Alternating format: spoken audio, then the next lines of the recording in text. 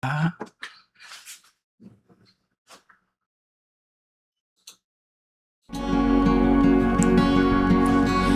n'y a qu'un seul nom qui...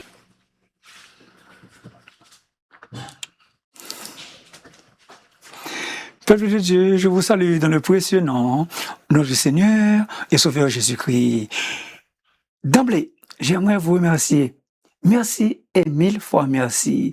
Merci bien sincèrement de prendre le temps d'écouter votre émission, La Voix du Serviteur. Encore merci. Aujourd'hui, par la grâce de Dieu, nous allons considérer sa parole dans le psaume 23. Mais dans le psaume 23, c'est le thème. Nous avons un thème pour au moins 3 messages. Le thème, c'est « L'Éternel est mon berger ». Aujourd'hui, nous allons voir juste le verset 1. Il va y avoir un autre sujet, mais le thème, c'est « L'Éternel est mon berger », part 1, comme vous le voyez à l'écran. Et donc, je fais la lecture. L'Éternel est mon berger. Je ne manquerai de rien. Il me fait reposer dans de verts pâturages. Il me conduit près des eaux paisibles. Il restaure mon âme. Il me conduit dans les sentiers de la justice à cause de son nom. Quand je marche dans la vallée de l'ombre de la mort, je ne crains aucun mal, car tu es avec moi. Ta roulette et ton bâton me rassurent. Tu dresses devant moi une table en face de mes adversaires. Tu induis ma tête et ma coupe déborde. Oui, le bonheur et la grâce m'accompagneront tous les jours de ma vie, et j'habiterai dans la maison de l'Éternel jusqu'à la fin de mes jours. Prions Dieu. Notre Père Céleste, merci pour ta grâce. Tu nous as sauvés. Merci à notre Père de pouvoir proclamer ta parole à ton peuple. Merci pour le technicien qui est avec nous. Merci au Père pour la santé que tu nous donnes. Dieu de grâce, Dieu de bonté, Dieu de miséricorde, je te prie que toi-même, tu conduises ceux et celles qui nous écoutent, que tu prennes soin d'eux, que tu les protèges, que tu les guérisses s'ils sont malades, et accompagne-les tous les jours de leur existence. Nous te demandons grâce au Père, au nom de notre Fils Jésus, qui vit et qui règne au siècle des siècles. Amen. Donc, le thème, c'est « L'Éternel est mon berger ».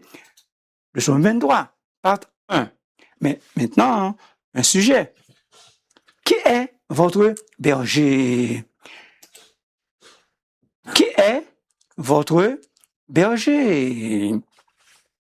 Avant de répondre à cette question, nous faisons une description détaillée du psaume. Le psaume 23, comme le Notre Père. Ça commence par Dieu et se termine par Dieu. L'Éternel est mon berger. Verset 1. J'habiterai dans la maison de l'Éternel. Verset 6. De même, la prière du chrétien doit commencer par Dieu et se termine par Dieu, notre Père qui est aux cieux. Que ton nom soit sanctifié. Matthieu 6, verset 9. Car c'est à toi, à notre Père, qu'appartiennent dans tous les siècles le règne, la puissance et la gloire. Amen. Verset 13. Maintenant, comment commençons-nous nos journées et comment les achèverons-nous? Comment débutons et comment terminons nos prières? Il nous faut démarrer nos journées avec Dieu et les terminer aussi avec Dieu. Nous devons commencer nos prières avec Dieu et les terminer également avec Dieu.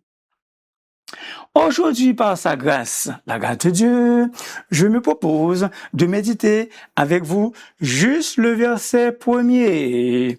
L'Éternel est mon berger. L'Éternel est votre berger. Tel a été le cri d'allégresse et de joie de David environ 1000 ans avant la venue de notre Seigneur Jésus sur cette terre.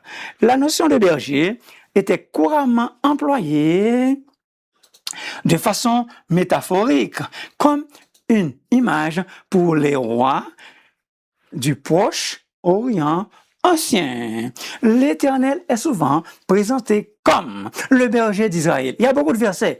Psaume 28, 9, Ésaïe 41, 11. J'arrête. Au psaume 23, le roi David reconnaît en l'Éternel son berger et son roi. En fait, David applique cette métaphore à sa relation intime et personnelle avec Dieu. L'image du berger est reprise dans le Nouveau Testament et appliquée à votre Seigneur Jésus. Jean 10, 1 à 18. Que le Dieu de paix, qui a ramené d'entre les morts le grand pasteur des brebis, par le sang d'une alliance éternelle, qui notre Seigneur Jésus. Ça, c'est Hébreux 13, 20. Jésus est le grand berger de son peuple. Il est le grand pasteur de son peuple. Ce psaume est un cantique de confiance qui présente le Seigneur à la fois comme l'armée, le roi, le berger du croyant, votre berger. Certes, la vie humaine paraît comme un parcours, un chemin, un sentier difficile. Elle comporte des épreuves inévitables, mais le voyage ne se fait pas en solitude. Le voyage ne se fait pas tout seul ou en solo. Non. De la même manière que le Seigneur avait guidé son peuple au travers de nombreuses embûches au désert, votre Seigneur, il accompagne le croyant qui place sa foi et sa confiance en lui. Un poème de sérénité totale. Advienne que pourra, quoi qu'il arrive. Le disciple du Seigneur est toujours calme. Calme, cool, tête faite. Une poésie qui expose l'Éternel comme celui qui prend soin de ses enfants. Dans ce cas-là, bien-aimés, soyons sans alarme et sans frayeur, car Dieu prendra soin de vous. Dieu prendra soin de nous. Et ce, tous les jours. Tous les jours, jusqu'à la fin. Un chant qui décrit un Dieu d'espérance. Le Sauveur Jésus, son sang a coulé, qui était mort, qui est ressuscité et qui est la seule d'espérance, la seule étoile d'espérance d'un pécheur, la seule étoile d'espérance pour un pécheur.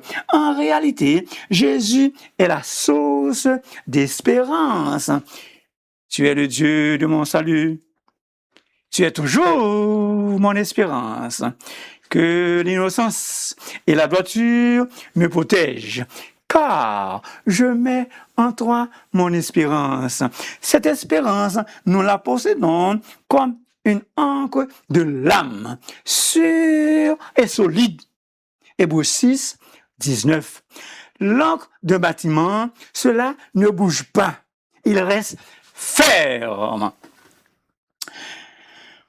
Par lui, vous croyez en Dieu, en sorte que votre foi et votre espérance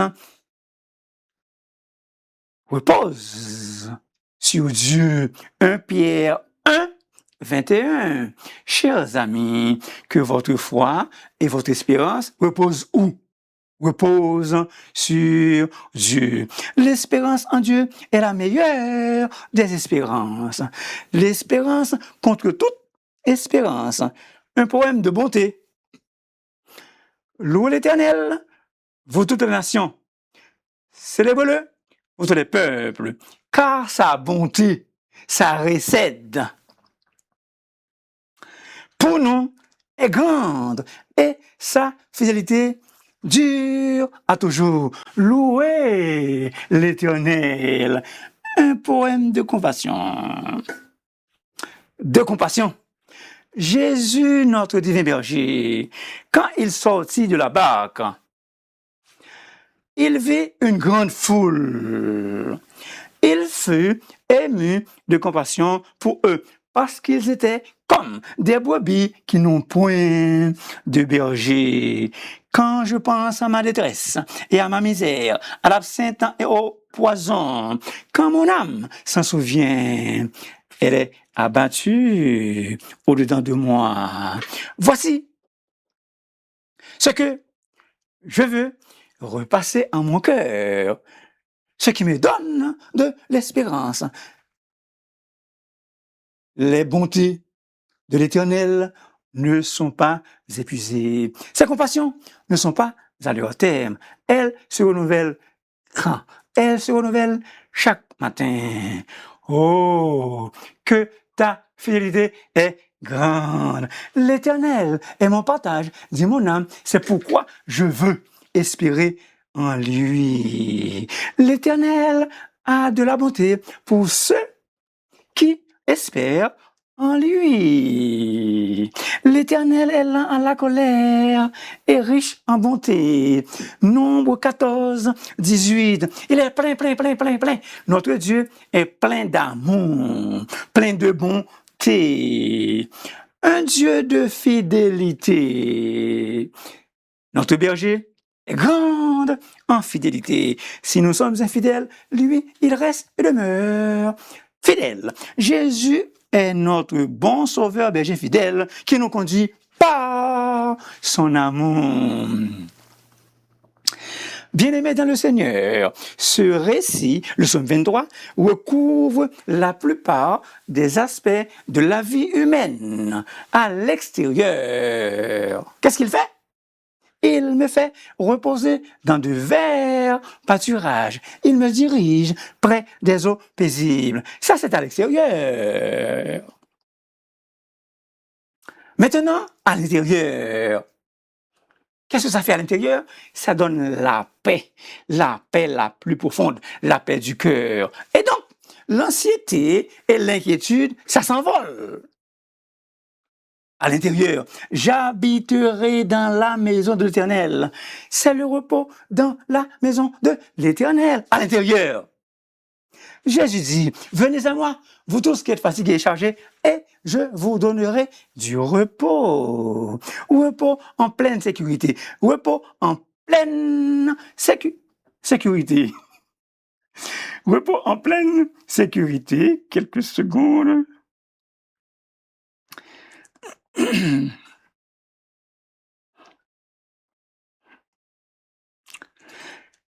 Ainsi, un poème de sécurité constante. Un poème de sécurité constante.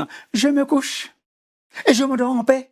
Car toi seul, ô Éternel, tu me donnes la sécurité dans ma demeure. L'expérience d'être suivi et accompagné par l'Éternel. L'expérience d'être suivi et accompagné par l'Éternel. Il est avec nous. Jésus est Emmanuel en hébreu. Emmanuel, avec nous. Elle, Dieu est avec nous. D'ailleurs, il l'a déclaré lui-même. Voici, et d'où je suis avec vous tous les jours jusqu'à la fin du monde. Jésus, c'est un papa là. Il est toujours là. Il est toujours là avec nous, même lorsque nous ne le voyons pas avec nos yeux. Non.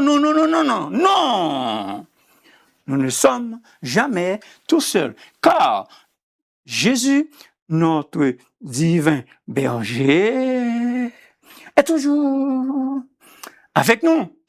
Il ne nous laisse jamais seuls. Maintenant, un détail très important. Très souvent qu'autrement, le nom des auteurs bibliques a une signification. Quand ce nom est composé de elle, il y a Dieu là-dedans. Par exemple, Ézéchiel, ça veut donc dire Dieu fortifie. Ézéchiel, ça veut donc dire Dieu fortifie. Si vous êtes faible et découragé, que l'Éternel Dieu, par sa force, vous fortifie. Le concept dominant du texte est celui d'un Dieu qui guide. Un guide infaillible, sûr. Un guide qui protège. Protection à travers les vicissitudes de la vie. Qui nous protège dans nos chutes. Qui nous protège dans nos chutes. C'est Jésus-Christ. Bien-aimés dans le Seigneur, 7 est le chiffre de la perfection. 7 activités de l'Éternel sont décrites du verset 2 à 5. Qu'est-ce qu'il fait? Il fait. Il dirige. Il restaure. Il conduit. Au verset 2, il me dirige. Au verset 3, il me conduit. C'est le même verbe. Yanheni. Conduire et suivre. Le même verbe en hébreu. Yanheni. 5e activité. Il est avec nous. Oui, l'Éternel est avec toi. L'Éternel est avec vous. 6e, il dresse une table. 7e, il oint d'huile notre tête. Le pasteur Charles Nicolas a dit, si un pasteur devait partir pour un long voyage, il devrait laisser 2 recommandations aux chrétiens de l'Église. La première, apprendre par cœur le psaume 23. J'espère que vous connaissez le psaume 23 parce que c'est la partie la plus connue des Écritures. La deuxième recommandation, lire chaque jour une méditation de Charles Spurgeon, le prince des prédicateurs. Le psaume 23 est la partie la plus connue des Écritures. Il est utilisé dans plusieurs circonstances, dans diverses circonstances. Ce psaume, il nous rappelle que Dieu est toujours là, plus près de nous que nous le pensions. L'évangéliste Frisner-Bois appelle ce psaume l'image descriptive du Rédempteur, le résumé de toute la Bible. L'Éternel est mon berger. Dans le texte hébraïque, seulement 2 mots. Yahweh, oui, ou Adonai, oui. Un berger est celui qui garde, qui prend soin de son troupeau. Voici, il ne sommeille ni ne dort, celui qui garde Israël. Jésus est celui qui nous garde. Il est notre divin berger qui ne sommeille ni ne dort. Abel fut le premier berger, Genèse 4, 2. Jésus est le bon berger, le berger par excellence, le bon berger qui donne sa vie pour ses brebis. Il est vraiment notre divin berger. Et donc, que notre âme soit dans l'allégresse et la joie, que notre âme se réjouisse, que nous ayons le cœur content. Sachez que l'Éternel est Dieu, c'est lui qui nous a fait et nous lui appartenons. Nous sommes son peuple et le troupeau de son pâturage. Nous sommes le peuple dont il est le berger, le troupeau que sa main conduit. Ainsi donc, mes bien-aimés, relax dans le Seigneur. Un poème de satisfaction. Jésus satisfait tout notre cœur et c'est par son sang que nous sommes sauvés. Quelle assurance! Je suis sauvé. Quel protecteur! Jésus, notre vrai protecteur. De la part du Seigneur Jésus, de se charger pour son peuple la fonction du berger. David avait lui-même gardé les troupeaux et il fut le fils d'un berger. D'ailleurs, on l'a surnommé, ou si vous voulez, il était surnommé roi berger d'Israël. Ainsi, David, il comprend fort bien les besoins des brebis et les nombreux soucis du berger. Il voit en Dieu celui qui prend soin de lui, pourvoit à ses besoins et qui dirige David. Peuple de Dieu, cultivons cet esprit de dépendance totale et assurée en notre Père céleste. En effet, David ne dit pas « le Seigneur est le berger du monde en général, le Seigneur est le berger du monde entier ». Il conduit la multitude de son troupeau. Non, non. Mais il dit, le Seigneur est mon berger. Il prend soin de moi. Il veille sur moi et me protège. L'Éternel est votre berger. Qu'il me soit permis de vous dire librement, si vous êtes convertis, si vous avez accepté Jésus-Christ comme votre Seigneur et Sauveur, il prend soin de vous, des soins assidus. Il veille sur vous 24 sur 24, 7 sur 7. Et il vous protège, vous personnellement, vous individuellement. Oui, au présent, ce psaume de David est encore actuel pour nous aujourd'hui. Quelle que soit la position du croyant, il est en ce moment même l'objet de soins pastoral de l'Éternel. Si l'Éternel n'était pas votre berger, votre âme serait bien vite, déjà dans la demeure du silence. Bien-aimés dans le Seigneur, nous ne savons pas à quel point Dieu se soucie de nous. Qui mieux que Jésus pourrait prendre soin de nous? C'est lui qui nous a amenés à l'existence.